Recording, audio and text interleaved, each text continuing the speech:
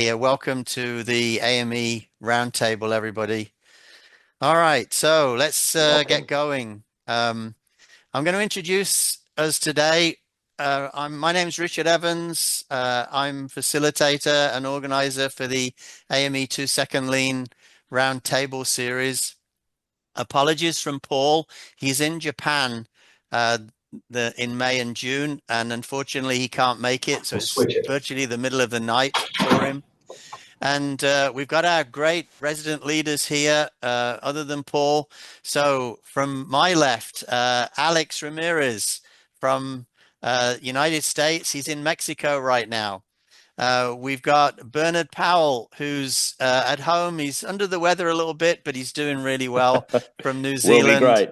We'll be good. And We'll be good. and we've got a couple of guest leaders today. We've got Austin from United States, Austin Husky, and our good friend Brannon Burton, who's been on the roundtable before. So it's going to be an absolutely awesome roundtable for us today.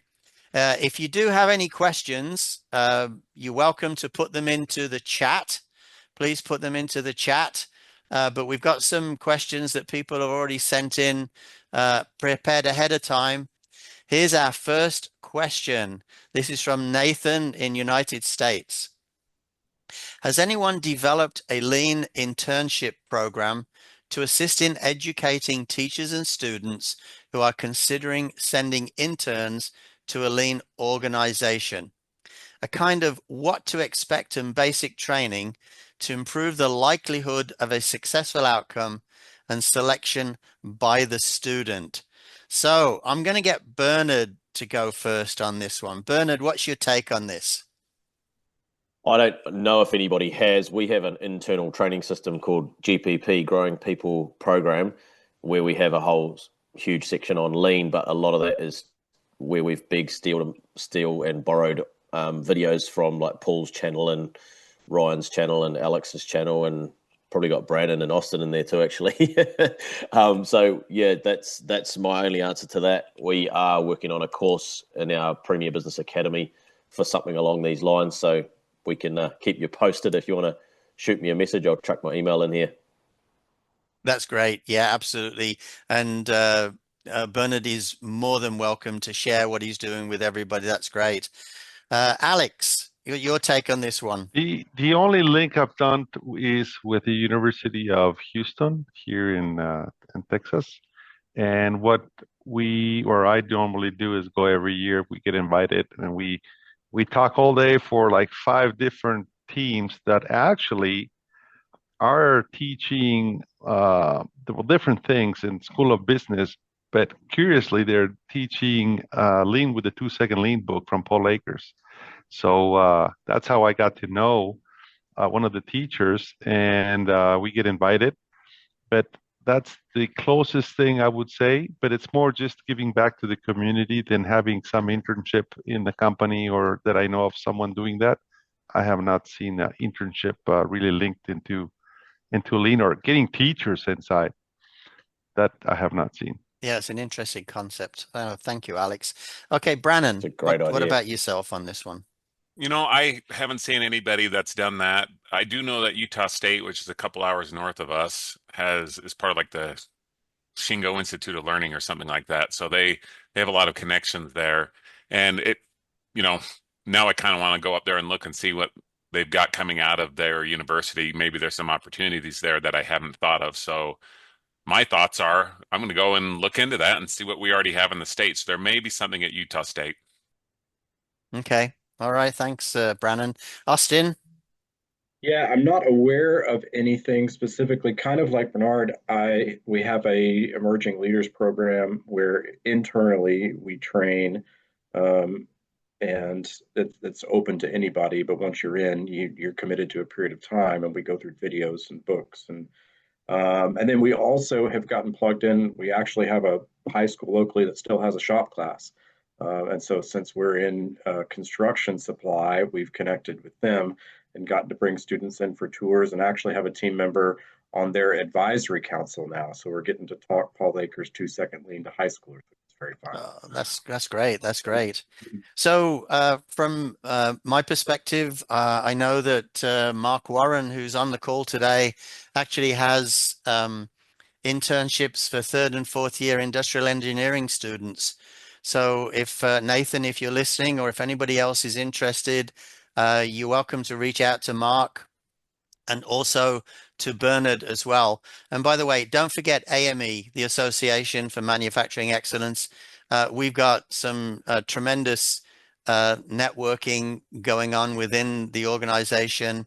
We're part of the Lean certification program that is run out of SME, along with Shingo as well.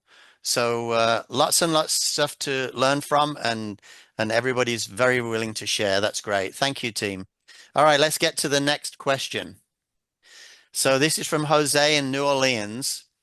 As we strive to implement lean principles in our hospital, we as leaders have encountered challenges in sustaining foundational practices like 3S, even ourselves.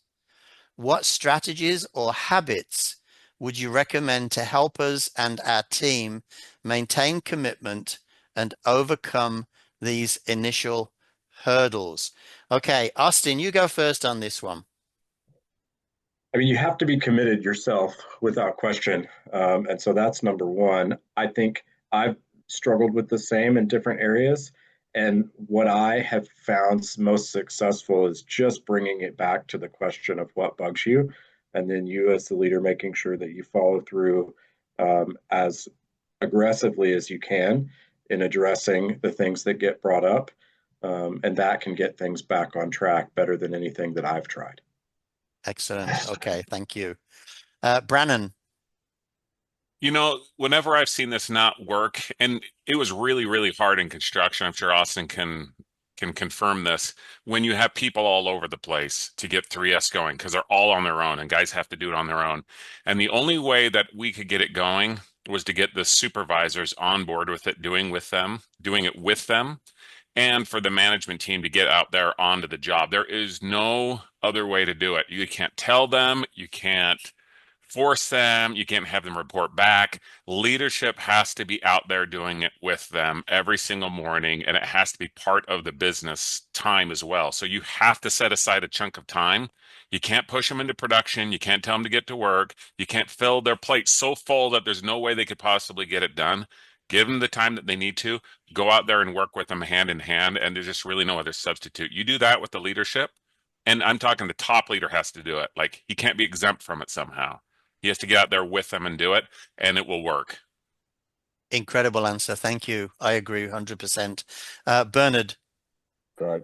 Yeah, I'm going to say you can't delegate lean. Lean is the hard thing that makes everything easy. The leader, I'd agree with Brennan and Austin, you have to be on the gemba or on the shop floor doing it with the team. So to build a habit, you're going to have to make it a daily habit, because if you try and do it every second day, it's not going to work. Like, you have to have, it's like going to the gym. If you don't work out every day, it's too easy to skip the next day, or skip a day, then skip a day. So just build it as a daily habit, so it becomes, that 3S muscle gets stronger and stronger and stronger. And just start with the basics, like 3S, like sweep, sort, standardize, just clearing out any clutter. Even just starting with, even if it's 5 minutes a day, that's, if you can't commit to anything else, 5 minutes of cleaning is still going to give you a good start. And then you can move it up to 10 minutes, you can move it up to 15 minutes. And as you start to fix what bugged you, every time you clean, you find a new opportunity for improvement, right? You find a new cable lying on the floor that should be hanging up. You find oh, hang on, we don't have a broom in this area. So you get a broom and you hang it in that area, and then you start to save time, right? But if you don't build that daily muscle, this is not going to get off the ground. And a hospital is it's like a manufacturing facility. If you can lift that level of 3S, obviously, your patient care is going to get better. You're going to spend more and more time adding value, which is looking after your patients, instead of looking for stuff and tripping over yourself and getting frustrated, or wasting time walking 20 meters for a broom or a dustpan or a vacuum cleaner or whatever. So yeah, build that daily muscle. It's absolutely critical, and you must lead from the front. That's all I can say on that, Richard. That's great. Fantastic answer. Thank you, Bernard. Alex. Yeah, I'm reading so Jose, by reading your question here, it says even yourselves. So you're having problems on 3S, you're not improving, 3Sing. So if you as leader are having trouble to do it, then I mean, what would you expect from the rest? And it's like Brandon and everybody's saying is that it's a leadership thing. If they see you there, there's no question. You don't have to explain it. I would say then if that is taking place and you still have problems, take a look at, is it clear what they need to do? Is there a schedule? Do you have people assigned to each area? Do you have the tools? Even the 3S is so foundational because it teaches you, do you have the tools? Okay, you have them. Do you have them in the place where you should have the 3Sing happening? Have you standardized on the consumables? Do you have the detergent you need? If it's a hospital, I'm sure there's very specific things how you need to clean. Is it very clear how they need to clean? How they need to organize? Is there a schedule? Who cleans what in what areas? And being a spread out area like a hospital, I don't know if you can do like stop everyone at one time and do 3Sing. So is there a way that you can organize where there's always some coverage, right? People participate, leadership will participate, but you're still giving service. So I can see the challenge on a hospital, but you need to find a way where definitely you're involved and make it routine. That's good. That's as simple as that. Yeah. Yeah, and just can I just add, yeah, Richard? Go ahead. Sorry, Bernard. I was just going to say, like Paul says, and we all say on this call, is start in the bathroom, like get that bathroom up to standard. So you've got a model, you've got an example that everyone can look at and say, this is the 3S, this is the standard we need. So make sure if they don't know where to start, let's get the bathrooms looking amazing and keep them looking absolutely amazing. And you as a leader must keep the rope tight. If you got to be using that bathroom yourself several times a day, and if there's a problem in there, you got to be sharing that on your group chat and saying, guys, we need to keep the rope tight, clean it yourself, and then keep rolling that out across the hallways and the rooms and everywhere else. Yeah. And if the restroom is a public one, so everybody is doing it, it's because I can always see the excuse, well, everybody goes to the bathroom. It's not us. It's do the lunchroom, wherever you guys sit down and have lunch, or a coffee station, wherever it's a common place for everyone. So it's from my perspective, the difference, I think, is that you've got a hospital. You can shut down a manufacturing facility for 20, 30 minutes and get everybody doing the habit every single day. Yeah. You can't shut down a hospital, right? So I think that, Jose, what you've got to do is to look and implement a schedule where you've got teams that the same time every single day they're doing 3S. Because, I see a lot of companies that are still doing 5S and they're still doing auditing. They're still wasting time measuring how people are doing it good. And what we've got to do is to get that habit every single day. So you've got to rotate the teams in the hospital, so they're doing it the same time every single day. They're doing their 3S. They're doing their improvement. And that way you'll get the foundational practices to be like muscle memory every single day. That's a good question. It's great. And a process is a process, but you got to look at the environment as well. Okay, next question from Johan in Germany. How have you dealt with the start into 2-second lean?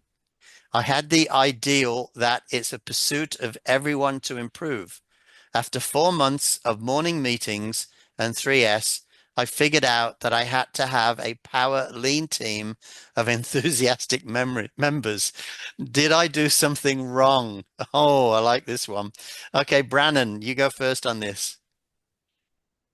I'm trying to figure out why he would have done something wrong just by reading the question. Maybe you can clarify that a little bit for me. After 4 months of morning meetings at 3S, I figured out that I had to have a power lean team of enthusiastic members. I mean, I don't think there's anything wrong with that. I've given that recommendation to a handful of people, and I've heard this from Alex a handful of times, feed the hungry. But you find your influential people that are on board, and you have early adopters, you have mid adopters, and you have late adopters in any organization. And the early adopters are usually influential. Get them on board with it. So absolutely have them champion it and get them out in front of everybody and help get momentum so those middle line adopters can come in. And crazy enough, some of those late adopters end up being some of the most impressive people, but they just take a while. They may take a year to really see everybody else get out in front of you. So I don't, if I'm reading this right, I don't see a problem at all with a power lean team. I would actually recommend that you find those early adopters and, like Alex says, feed the hungry. Give them more of that and let them lead by example. So that's kind of my first response to that. That's really good. Thank you, Brandon. Well done. Austin, how about you for this one? Yeah, Paul gave me similar advice early on, like just start in one area. And so we've got a few physical locations, and we just started in one and created a group of fire starters and then a kind of our own lean learning environment that we could send people from other locations. But if we tried to do everything all at once, I would have failed miserably. And I did trip over myself regardless, right? I did all the help I could get. But yeah, it seems like you're doing it Johannes, exactly right. You need that fire starter team and invest directly in them, and it'll get contagious and spread from there. Yeah, absolutely. That's really good. Well done, Austin. Alex. Okay, I know the answer to this one. So John is this because I lived it so many times.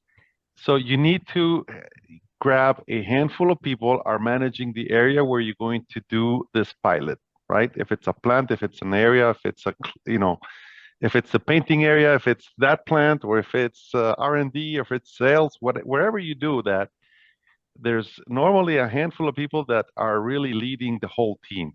If it doesn't matter the size, believe me.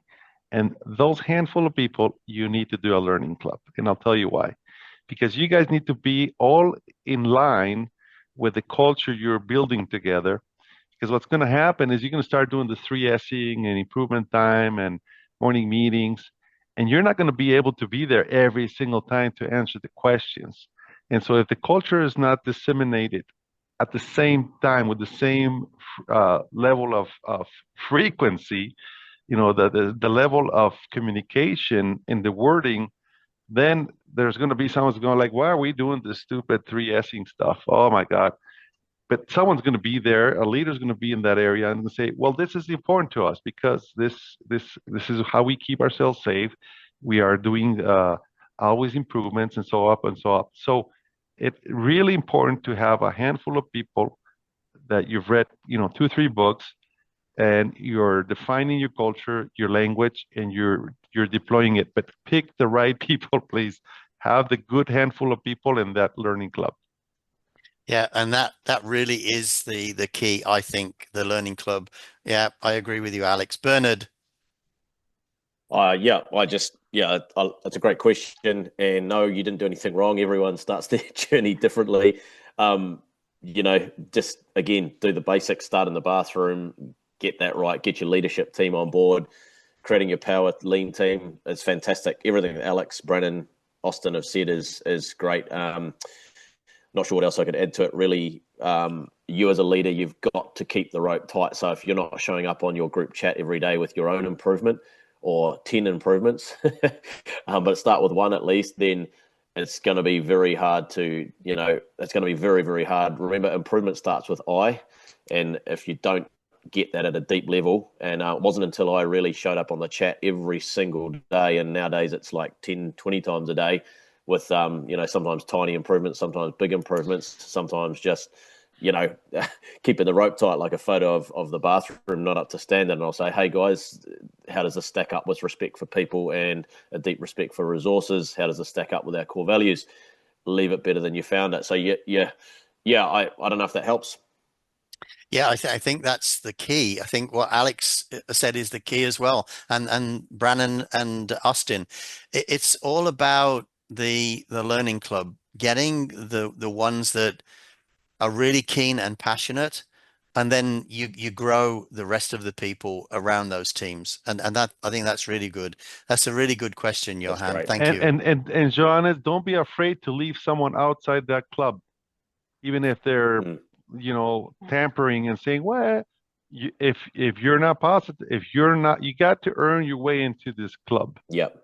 That's good. Yeah, it's actually one of the You know, questions we've got coming up. Remember that saying that you've said, Alex, and you'll say, I'll remind you. Remember what you said back when we talked about Johan. Okay, next question. This is from Drew in Minnesota. Newcomers are mostly introduced to the culture, Muda, and the 3 S's. After years of working with Lean, though, I've realized that Muri and Mura are just as crucial to put into practice. How do your organizations handle Muri and Mura? Do you think we should start mentoring newcomers on these right from the beginning? Okay, who hasn't gone Great question. first?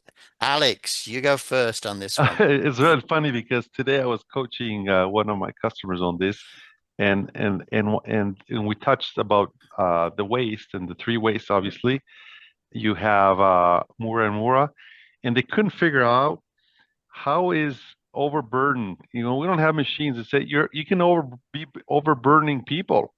If one day you give them so much to do and then you don't have them nothing, you're not using their talent. And then you stress them out. It's so important to keep an eye on also, evening out the work.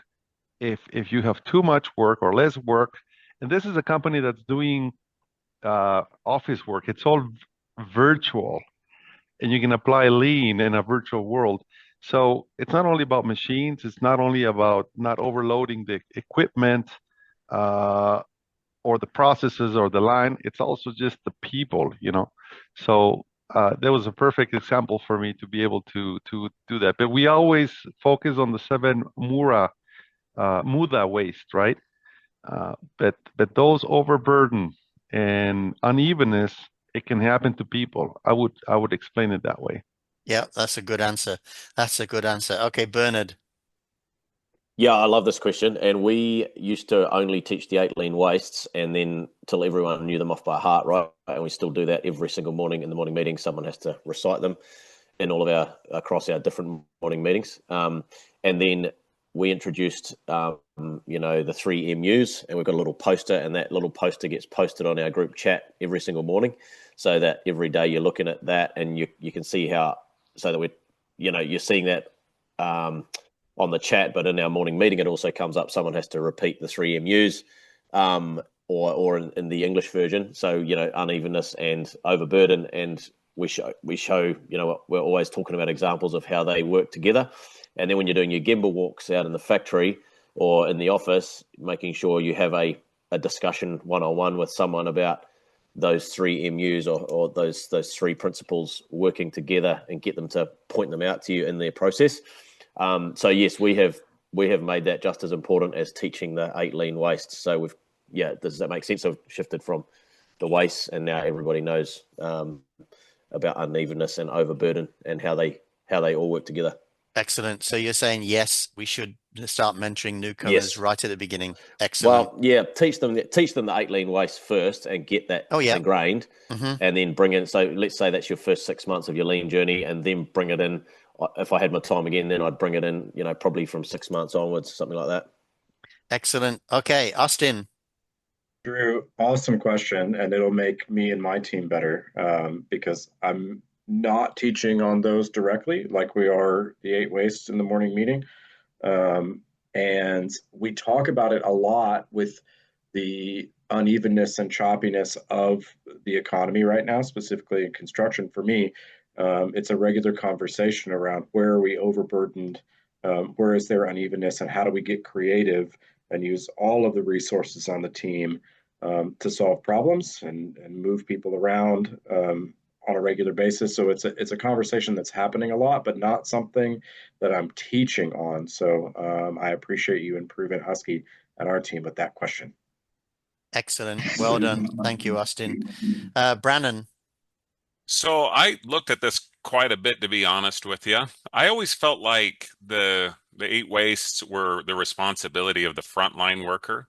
And so I focused a little bit more there. But once I went up to the supervisor level and above, that's when I talked a little bit more about that, about unevenness and overburden, because the frontline worker really can't control a lot of that. At least that's what I've kind of observed. They can't control the amount of workflow coming in.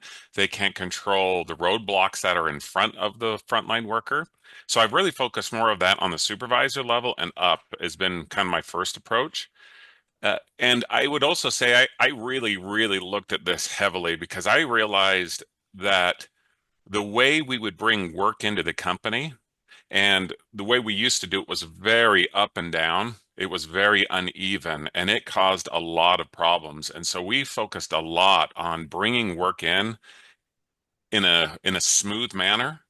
And so work would come in and flow through the construction very smoothly, and that eliminated the overburden. And it actually got rid of a lot of the waste as well. And people can direct message me if they want to know how, but we had a very specific way we did that in construction.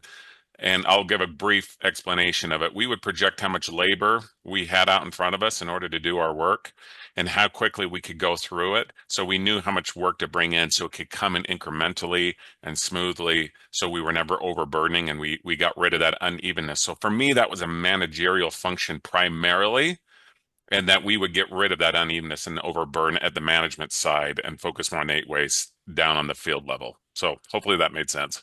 Yeah, and you know, that's a really good answer, actually, Brannon. When you look at the amount of work coming into your organization and flowing through your process, then yeah, overburdening and unevenness are really crucial.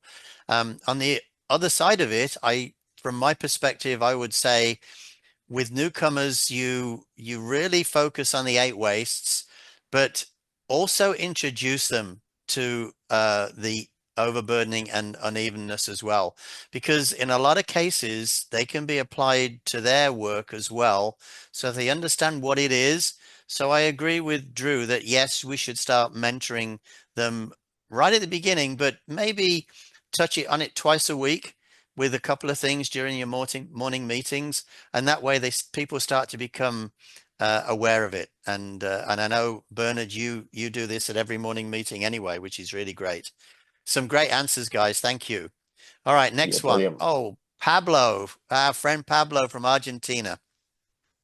Our company grew a lot, so we decided to include an improvements specialist that make ideas from the team a reality.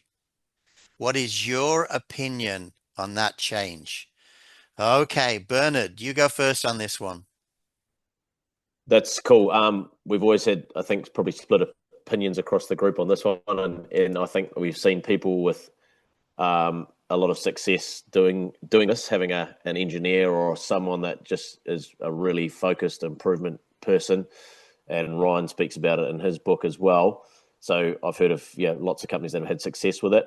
We didn't for the first few years do this. Everyone had, for level 1 improvements, which is your easy improvements, fix what bugs you, small improvements, we believe everyone should still be doing them themselves. Otherwise, you don't build an improvement culture.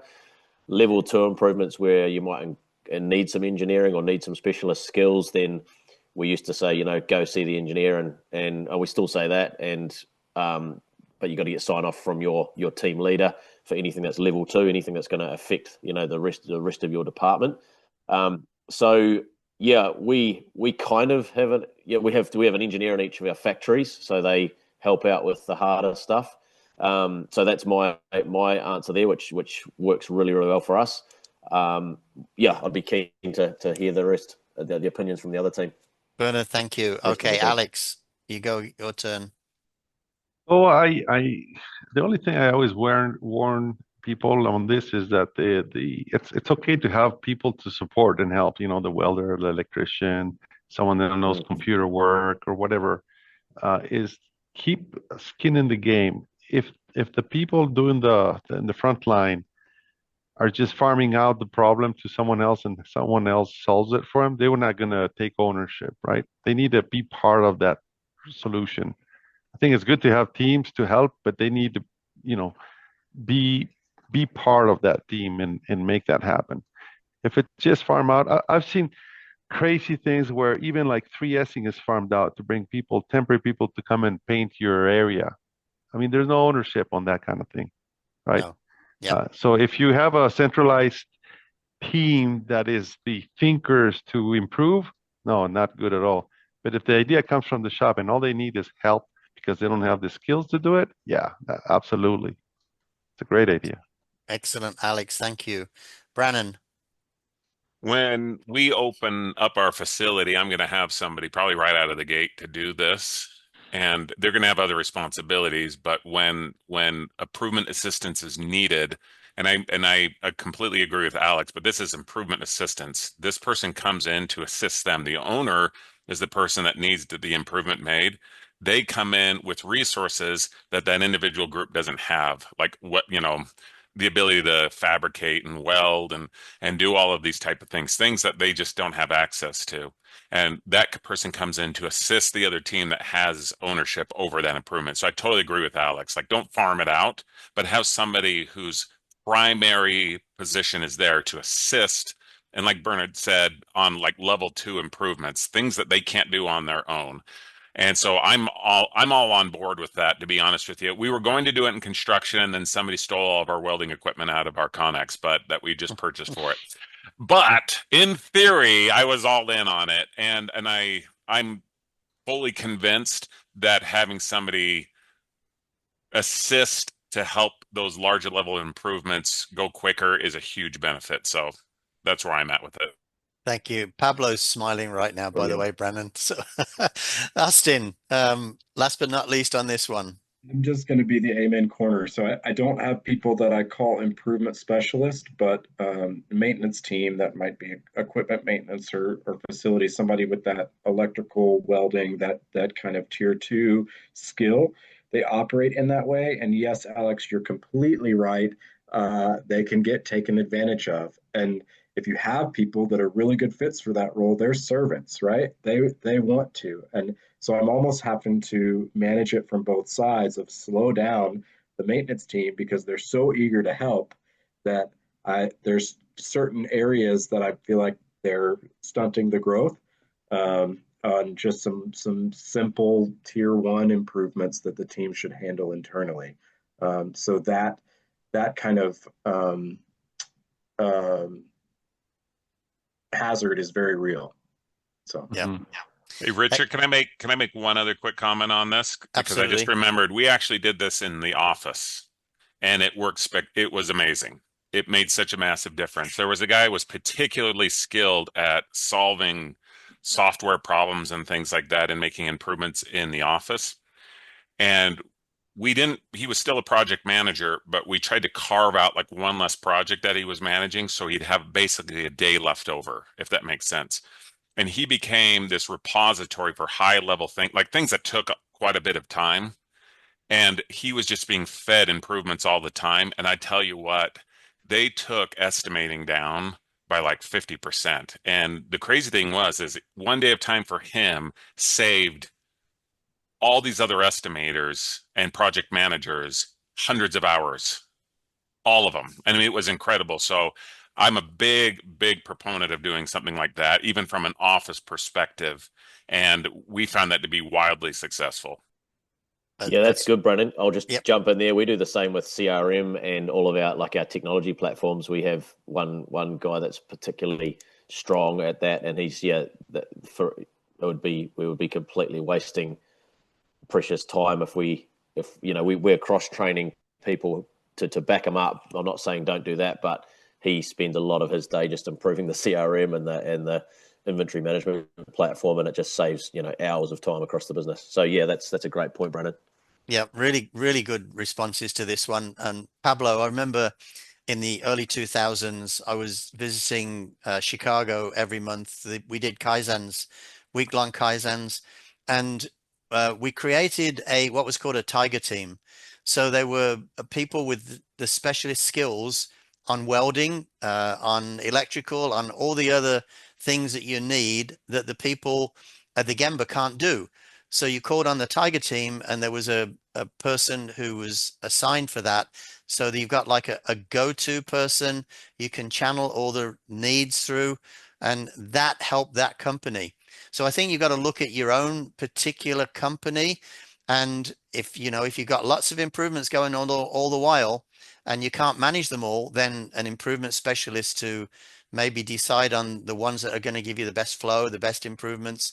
That's probably a really good thing. Great Richard, answers. Richard, Great answers. fun coincidence. We literally call our guys the Tiger Team. Oh, do you? Okay, excellent. I think Pablo's situation here is quite unique, and he didn't write it in there.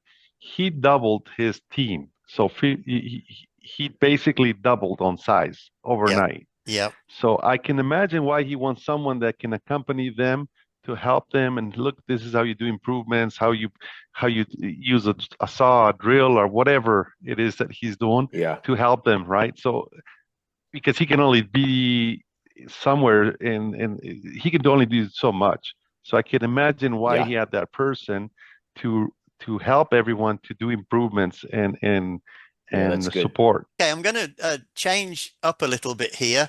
What I'm going to do is to share a little clip of a video. Okay, and I want to share this prior to the next question. Bill, straight away, what's it like working in an organization where the leader gets lean? Like a breath of fresh air, to be completely honest, because it just does not work unless the leader is completely bought in and helping to drive it. I worked in a couple of environments where there was a lean philosophy, but it was very much efficiency based. It wasn't really about the people side of it so much. But then obviously coming to ATC, I had been here actually for a tour a couple of years ago, and the behaviour standards just blew my mind. It's like I had this aha moment where it just finally clicked that it starts with the people. Do you actually have standards for how to behave? Absolutely. I've never seen that before. Neither have I. It's incredible, and you're trying to teach people to leave things better than they found it and have respect for each other.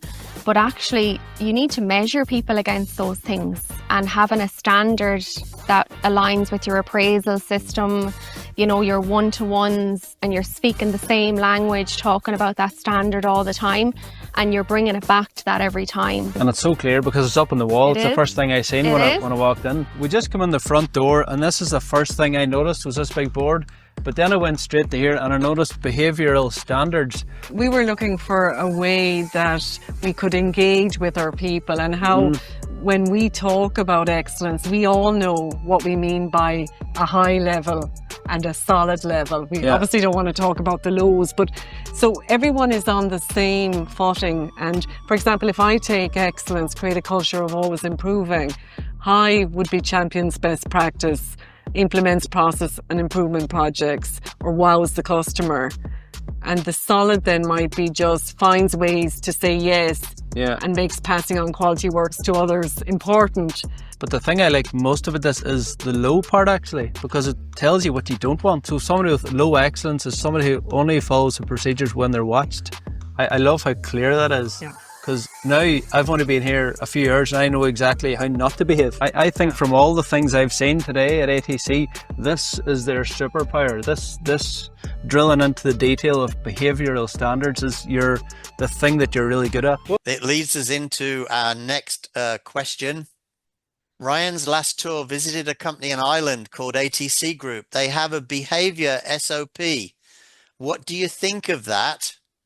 And if in favour, how long after your initial introduction to 2-second lean would you introduce it? Austin. I don't have a behavioral SOP in writing, and I love it. It's something that we talk about in morning meetings, that one of our standards is we treat each other with respect, and we leave things better than we found it, and we look after the next person. But I love the idea of having that in writing, and we'll go do that. And I think you introduce it in tandem. I mean, it's right. It's totally congruent with a 2-second lean culture, right? Start in the bathroom. So you would introduce it straight away. Straight away. No reason not to. Yep. Okay, interesting. Excellent. Austin. Brannon. I love it to death. In fact, I pulled up my OneNote. People don't know this. I'm going to be building a precast facility and we have to hire everybody. But I have what I'm calling pre-hire employee commitments, and it's exactly this. Like, do it during the interview. This is what you're expected here. Like, and seriously, if you can't do that, then it's fine. We're not a good fit. I don't even want you coming in if you can't meet these. And so I'm calling pre-hire employee commitments, but I also had pre-hire employer commitments that we wanted to do as well. And I really like the way they put that together. I think I can probably hybrid those together a little bit, but I say you do it during the hiring process. There's no reason that you shouldn't be up front and tell them exactly what they should expect to work there. Brilliant, brilliant. Well done. Bernard. Yeah, I love this. I say absolutely. When we shifted to a culture first mentality, this is before we came across 2-second lean. This is in 2015.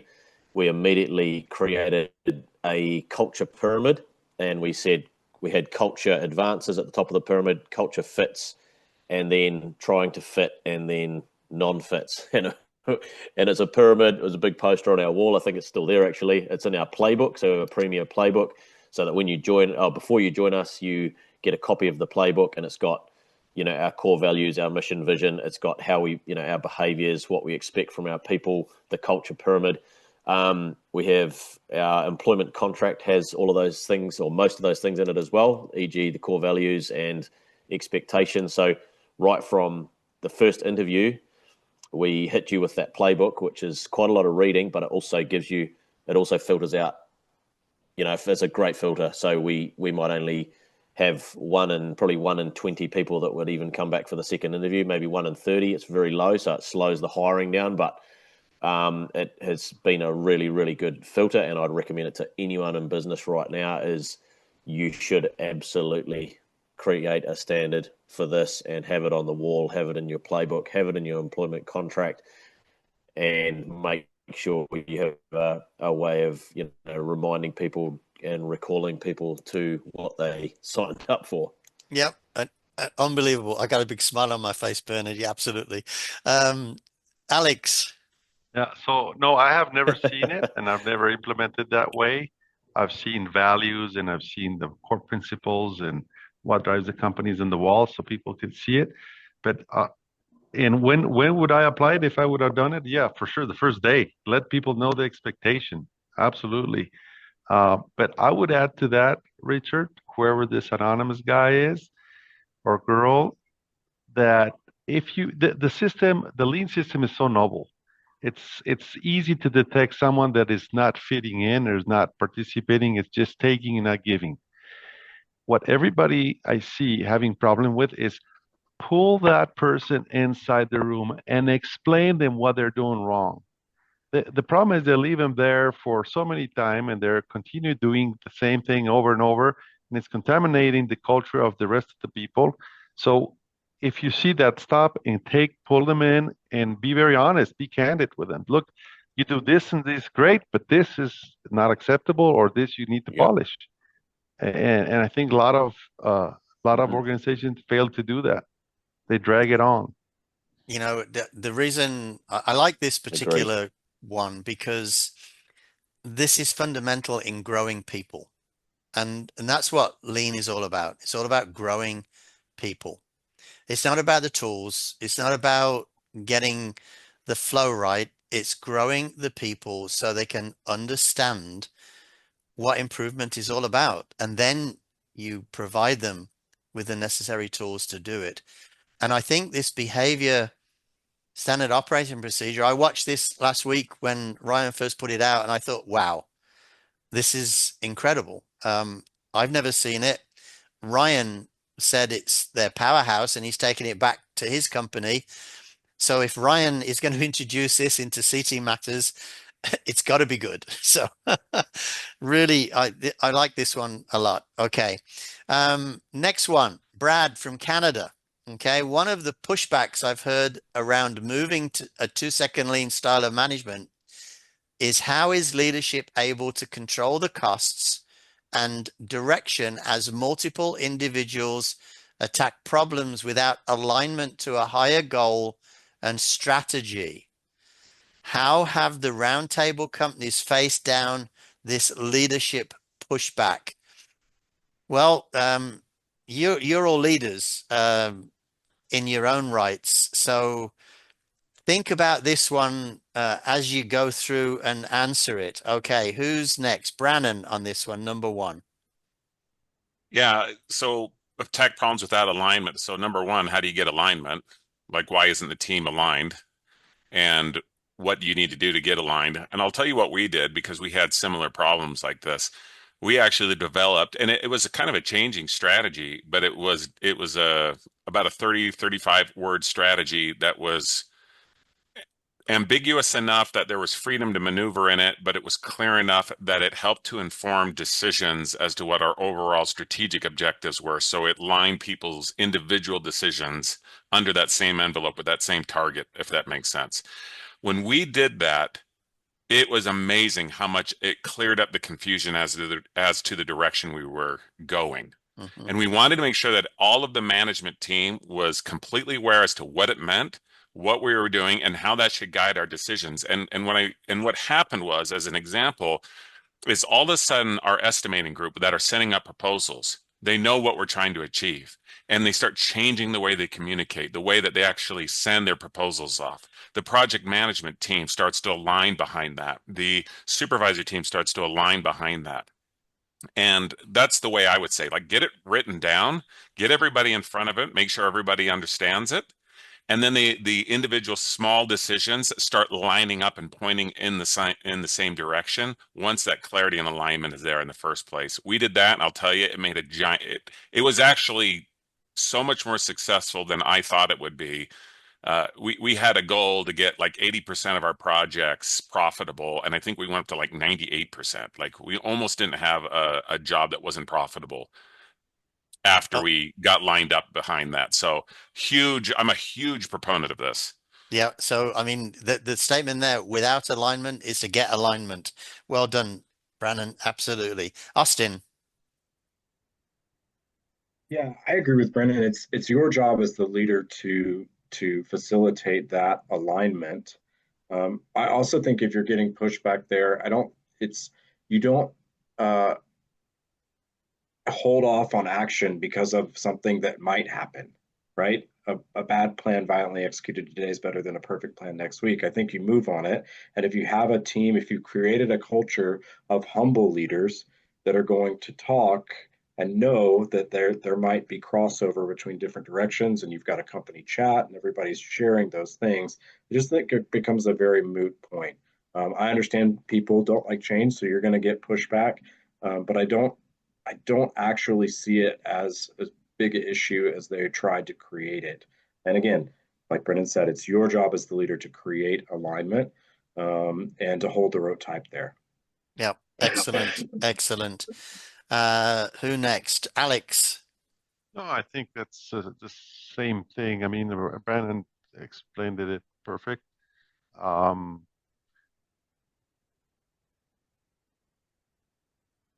It is so obvious. I mean, it is how do you. The problem is if you try to micromanage, you got to show them where you're going. And I see a lot of lack of the true north, as we say, the true north in companies. What is the true north? And then every department needs to understand what that translates into in their own area, right? And so the word control brings me like in a lean culture, you don't want to be controlling. You want to empower people to meet the goal. So if the goal is reduce the cost of the product, whatever, okay, go ahead, go at it. But I wouldn't be like, I want to control. It's really more, how do I make it so clear they understand all the decisions they need to take are going to the goal I want, the goal of the company, the goal of the leader. Yep, absolutely, absolutely. Yeah. Bernard, last but not least. Yeah, no, great. I agree with all of you guys. Brilliant answers. Couple of things to add is I love the airplane analogy. I used to fly little airplanes, and you have freedom within a framework, a very highly defined framework. You've got checklists, you've got rules, you've got all these things that you must comply with, but you still have freedom as a pilot within that framework to make decisions as, bad weather happens or situations change or there's other aircraft in the area or whatever, So the other thing is that I always say to people, again, like sailing, you can you can't change the direction of the wind, but you can change the sails, where you put your sails. So get together as a senior leadership team. That's the first thing. And if you haven't got a clear strategy and direction that is written up on the wall and in your playbook, you've got to sort that out fast. So you've got to, even if it's not perfect, you need to get together, do a little boot camp, make it an offsite for a day or even half a day, or split it over a few days if you can't afford the time, or you think you can't afford the time, split it over, a few 2-hour sessions, and get clear on your mission. Why are we in business? What's our core purpose? What are our values? What do we all agree on there? What is our vision? What do we want to look like in 12 months from now, 3 years from now, 5 years from now? And just make that really, really clear. And then how the heck are we going to get there? Agree on a few daily habits that you think are most important. And then bring your team with you on this as well. So senior leadership needs to be aligned, and that can be challenging. But if you don't get in a room together and thrash it out, then you're just going to go nowhere. And then in your morning meetings, you need to start sharing, and we do this every day, is we'll read a little bit from the vision, read a little bit from, something from the playbook, so that, and then in our main, another way of doing this, guys, is that we also have a weekly all-staff meeting where everyone is together for half an hour once a week, because we're split across multiple locations, and we will read out a paragraph from the vision, and that will be, what it looks like, and then and how we will get there. So you got to, and like one of you guys said, I think it was Austin, imperfect action is much better than perfect inaction. And we also say production then perfection. So you just, this is a great question from Brad, but you need to have a clear strategy and how you're going to get there. If you need tools for it, we've got plenty of tools at Premier Business Academy to help you fill out this framework, but you need to have a clear north, a true north, and then all of these improvements, and then are going to head in the right direction. And then you need to be present on your group chat every day, because you're straight away going to see if an improvement doesn't line up with where we're trying to go. You can feedback directly to that person and say, hey, by the way, great effort on this improvement, but it doesn't actually get us towards our goal. It's actually taking us away from our goal. Or you can ask them the question, do you think this is taking us towards our true north or not? So there's a few ideas. Does that help, Richard? It does, absolutely. And I've got one thing to add to this from my perspective. In a company that Brad works at, I would like to ask the question, what does your organization chart look like? Do you have the leader at the bottom, or do you have the leader at the top?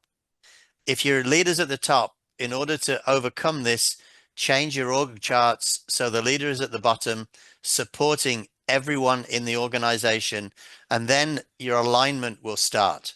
And you're not pushing down stuff to people. You're actually helping them and guiding them. Is it aligned with what we're putting out here? So I think all of the responses that the team have done are brilliant.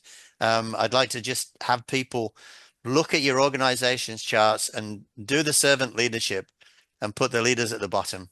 I hate the term, we're pushing it up the ladder, and that's wrong. All right, we got one more question, that's all. And let's have a look from Putra in Canada. Along your lean implementation journey, have you had staff say that lean and improvements are outside of their job description and they should be compensated for it? How have you managed that? All right, Alex, you go on this one first. Oh, I just remembered this one case where we had say about 80 people in the morning meeting, and we're giving them the 2-second lean book, and there was one guy saying, how much am I going to get paid to read this? You can imagine my face. So I was very clear to everyone, guys, we're doing this because it's good for us, good for the company, good for developing of everyone. And it's so simple. If you guys don't believe this is going to be the place for you, we'll help you find another place. But we want you to be happy. We want you to develop yourself. You get to improve, and then you get the chance. Your main job is to improve, right? Yep. Processes and systems. And if you're successful, you get the opportunity to see that improvement actually works by doing some work. Yep, for sure. Perfect. That was a big change. Perfect. Okay, Bernard, you got 1 minute. Go. Thanks, Richard. Yeah. I just say, we always say to people, again, it comes back to hiring right at the start. And I realize that a lot of you are maybe starting this journey now and you've already got 20 staff, 50 staff, 100 staff. You've got to sell it to them and you've got to be the CRO, right? I always say that's the chief reminding officer. And that's what the morning meeting is for, is to say, when you go around the group and asking for contributions, you might say, hey, Bob, what are 2 things that you love about lean, or what are 2 things, 2 lean principles? And there'll be things like, because you'll have a poster on the wall, hopefully by now already, with all your key lean principles, things like lean makes work easy, it makes work fun, it reduces stress, it removes struggle. So all these benefits that flow out of lean, so that all the time in every morning meeting, people are actually repeating back to the morning meeting leader and saying, because lean makes work fun, because it makes, so you've got to get these principles ingrained and embedded. And you're saying, well, we're not paying extra because our job from now on is to improve the way we work. It's not to turn up and make a widget. It's to turn up and improve the way we make the widget, to remove your struggle, to make life easy for you, Perfect. to help you hit your life and help you hit your life goals faster. That's the perfect. big thing. Time's right? up. Excellent.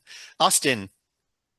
Yeah, we had already kind of crossed this in the interview process prior to our lean journey. If we're not hiring you for a specific role, you're going to help us serve the customer, and whatever that looks like. And maybe most of the time it's being a delivery driver in a truck. But if it's picking up trash on the yard one day, or picking up a credit from a different department, that is what it is. So we'd already kind of crossed that. So no, this has not come up, but I can understand how it could. Excellent. And last but not least, Brannon. I would say this: when the leader is showing a video of how they scrubbed down the toilet this morning and vacuumed the floor and is out there doing things on their own, it's going to be really, really hard for an employee to come to the big bad boss, the guy who's running the whole show, and say, why don't I get paid more for that when you just got done cleaning a toilet? Love it. And so to me, lead by example, and a lot of that stuff goes away. I love it. Those answers are brilliant. My simple one is change their job description and put it in there. Lean and improvements, they're in your job description. You got to do it. It's absolutely great. All right, that's how much we got time for today. And I'm sure that Putera, that person, sorry, Richard, that person is only one. I don't think it's the whole company. I've never seen the whole company saying that. I can guarantee you that you've already pointed out who's the taker and who are the givers. Oh, absolutely. Yeah, they're part of the 10-80-10 syndrome, the 10 negative people. Anyway, I just want to thank our team today. I want to thank everybody who joined us on the roundtable today. The questions are great. The answers were great. Big thank you to Alex and Bernard, who are our resident leaders. Thank you to Paul and Bernard for putting this thing together. Originally, it's great. Big thanks to Austin for coming to us today. We really appreciate you coming. And I got to do an extra special, Brannon, thank you, because we pulled Brannon in at the last minute when, oh my gosh, Brendan couldn't make it about an hour before we started. So this is what lean leaders are all about. They want to share. They want to give their experiences. They want to make people better. They want to grow people. Our next roundtable is going to be in August. So we'll welcome everybody to come back in August. Get your questions into the WhatsApp number, and we'll see you at the next 2-Second Lean Tour, which is going to be with Brian Myers and Fat American Manufacturing on June the 4th, everyone. So we look forward to seeing you. Thank you. Nice. Thank you for sharing. Big hand to Richard. Big hand to Richard for running these. Thank you, Richard. You're amazing. Thank you. And Putra, thanks for the last question. It was really cool.